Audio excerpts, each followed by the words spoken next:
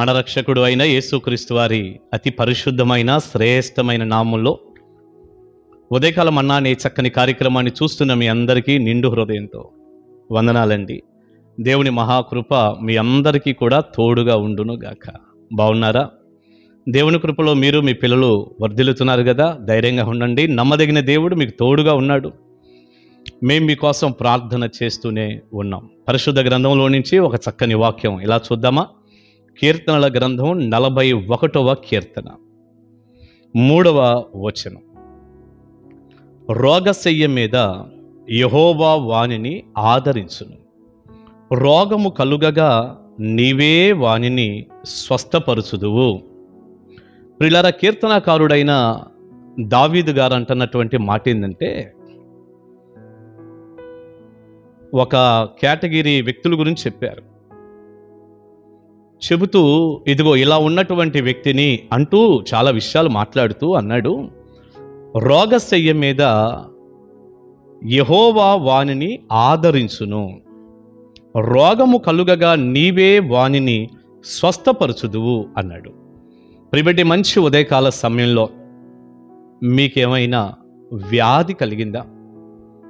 అనారోగ్యం ఏమైనా వచ్చిందా?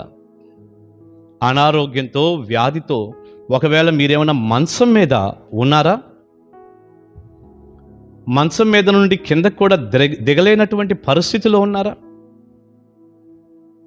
డాక్టర్లు ఈ వ్యాధి తగ్గదు, అమ్మో ఇది చాలా ఘోరమైనటువంటి వ్యాధి, ఒకవేళ ఇది నీ మరణానికి వచ్చింది, ఈ వ్యాధి వచ్చిన వాళ్ళు ఎవరో బ్రతకలేదు, తగ్గదు, ఇలాంటి మాటలు వైద్యులు చెప్పగా నువ్వు విన్నావా? లేదా నీ ఇరుగు పొరుగు వారు వచ్చి ఇలాంటి మాటలతో నిన్నేమైనా భయపెట్టారా? నీకొచ్చినటువంటి వ్యాధి, నీకొచ్చినటువంటి అనారోగ్యం అంత కష్టమైందా? దేవుని వాక్యం అంటుంది, దేవుడు నిన్ను స్వస్థపరుస్తాడు అని. దేవునికి స్తోత్రం. రోగము కలుగగా నీవే వానిని స్వస్థపరుచుదువు. రోగాన్ని బాగు చేసే దేవుడు, రోగశయ్య మీద ఉండి బాధపడుతూ ఉన్న వారిని ఆదరించే దేవుడు మన దేవుడు. నీకు దేవుని ఆదరణ కలుగునుగాక. మనుషుల ఆదరణ నీకేమాత్రం ఒకవేళ లేదేమో, ఇంత అనారోగ్యంలో బాధలు నేనుంటే నన్ను ఆదరించటానికి ఎవరూ రావటం లేదని కృంగిపోతున్నావేమో, దేవుడే నిన్ను ఆదరించునుగాక. ఆయన ఆదరణ ముందు మనుషుల ఆదరణ ఎంతండి? ఉంటే సంతోషం, లేకపోతే మరి సంతోషం. కానీ దేవుడు మాత్రం ఖచ్చితంగా నిన్ను ఆదరిస్తాడు, నిన్ను స్వస్థపరుస్తాడు. బైబిల్లో రాసి ఉంది, మనందరికీ తెలుసు, నిర్గమాకాండంలో నిన్ను స్వస్థపరచు యెహోవాను నేనే ప్రభు చెప్పాడు.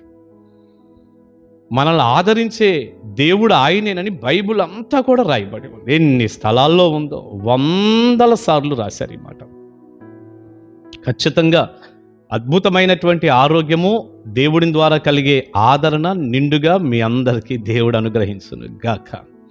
ప్రియులారైతే ఈ స్వస్థత ఎవరికి ఏంటి అన్నప్పుడు మనం ఎలా ఉండాలో కూడా కొన్ని మాటలు పైన చెప్పటం జరిగింది.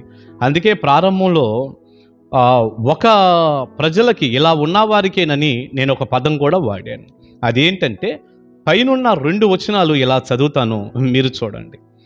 బేదలను కటాక్షించువాడు ధన్యుడు, ఆపత్కాలమందు యెహోవా వానిని తప్పించును. ప్రియులారా, ఈ మాటలన్నీ పేదవారిని కటాక్షించే వారి గురించి రాయబడ్డాయి. పేదవాళ్ళు ఉంటారు కదా, వారికి కాస్త కనికర చూపటం, మనం ప్రేమను చూపటం, కాస్త అన్నం ఏమన్నా పెట్టడం, ఏమంటే వారికి వస్త్రాలు ఏదైనా ఇవ్వటం. ఇదిగో ఈ క్రిస్మస్ వాతావరణంలోనికి వచ్చేస్తున్నాం కదా, రేపు డిసెంబర్ వస్తే డిసెంబర్ నెలంతా కూడా క్రిస్మస్ వాతావరణంలో మనం ఉంటాం. ఎవరైనా పేదవారికి చక్కగా వస్త్రాలు ఇవ్వండి, బట్టలు లేని వారికి బట్టలు, ఒక చీరో, ఒక చొక్కానో, ఒక దుప్పటో. పిల్లరా, మేమైతేనండి మా సేవలో కేవలం సంఘ పిల్లలే, మేము ఎవరిని ఎప్పుడు బయట వాళ్ళని, నా 25 సంవత్సరాల సేవలో నాకు ఇది కావాలని ఎప్పుడు ఎవరిని అడగలేదు. నేను సంఘ బిడ్డలను ప్రోత్సహిస్తాను, సేవకుడిగా, కాపరిగా. వారిలో చాలామంది పేదవారికి సహాయం చేయడానికి ముందుకు వస్తారు. డిసెంబర్ నెలలో సెమీ క్రిస్మస్ ఆరాధనలు 5 ఉంటాయి మాకు. 5 గ్రామాల్లో 5 మీటింగ్స్ ఉంటాయి. Open meetings. చక్కటి వర్తమానం నేను అందిస్తాను దేవుని కృపలో. ప్రతి స్థలంలో కొంతమంది పెద్దవారిని పేదవారిని ఎన్నిక చేసుకొని వారందరినీ కూడా మీటింగ్కి పిలిచి వారికి ప్రార్థన చేసి వారందరికీ చక్కటి బట్టలు ఇస్తూ ఉంటారు. ప్రతి మీటింగ్లో చక్కని ఆహారం సంఘబిడ్డలే సిద్ధం చేస్తారు, పెట్టేస్తారు. అందరూ భోజనం చేస్తారు. ఎంత సంతోషంగా జరుగుతాయో క్రిస్మస్ ఆరాధనలు. బేదలను కటాక్షించేవాడు ధన్యుడు. మీరు కూడా ఎవరికైనా అన్నం పెట్టండి. సంవత్సరం అంతా చేయొచ్చు, ఏదో డిసెంబర్ అని కాదండి. ఆపదలో ఉన్న వారిని ఆదుకోండి. ఆపత్కాలం ముందు యెహోవా వానిని తప్పించును. దేవుని కాపుదల కూడా మీకు ఉంటుంది. యెహోవా వానిని కాపాడి బ్రతికించును. భూమి మీద వాడు ధన్యుడగును. వాని శత్రువుల ఇచ్చకు నీవు వానిని అప్పగించవు. ఎంత కాపుదల ఉంది ఆ మాటల్లో. ఆ మాటలు చెబుతూ 3వ వచనంలో రోగశయ్య మీద యెహోవా వానిని ఆదరించును అన్నాడు. రోగము కలుగగా నీవే వానిని స్వస్థపరచుదు అన్నాడు. బేదలను కటాక్షించేవాడు ఇదిగో ఇలా ఉంటాడట, ఇలా దీవించబడతాడట, ఇలా స్వస్థత పొందుతాడట, ఇలా కాపుదలతో క్షేమాన్ని అనుభవిస్తూ ఆరోగ్యంతో ముందుకు వెళ్తాడట. ప్రియబిడ్డ, మంచి ఉదయకాలం. మీకు దేవుని కాపుదల ఉండాలి. ముఖ్యంగా మనం మూలవాక్యంగా చదువుకున్నట్టుగా రోగంతో వ్యాధితో బాధపడే మీకు ఆదరణ కలగాలి, మీకు స్వస్థత కలగాలి. ఈ దీవెనలన్నీ దేవుడు మీకు అనుగ్రహించి కృపచూపునుగాక. ప్రార్థన చేసుకుందాం. దైవదీవెన మీకుండునుగాక. పరిశుద్ధుడా, ప్రేమగల తండ్రి, పేదవారిని కటాక్షిస్తే ఎన్ని దీవెనలో, ఎంత స్వస్థత ఆదరణ మాకు కలుగుతుందో మీరు చెప్పారు. ప్రభువా, ఈ వర్తమానపు దిశగా మమ్మల్ని మీరు దీవించండి. ఎంతమంది అయితే ఉదయకాలం వ్యాధితో బాధతో మంచం మీద ఉండి ఇబ్బంది పడుతున్నారు, వారందరినీ గుర్తు చేసుకోయ్యా, స్వస్థపరచండి. మీరు యెహోవా రాఫాగా ఉన్నారు, స్వస్థపరిచే దేవుడు నాయన. కృపచూపమని వేడుకుంటున్నాను, సహాయం చేయమని ప్రార్థన చేస్తున్నాను.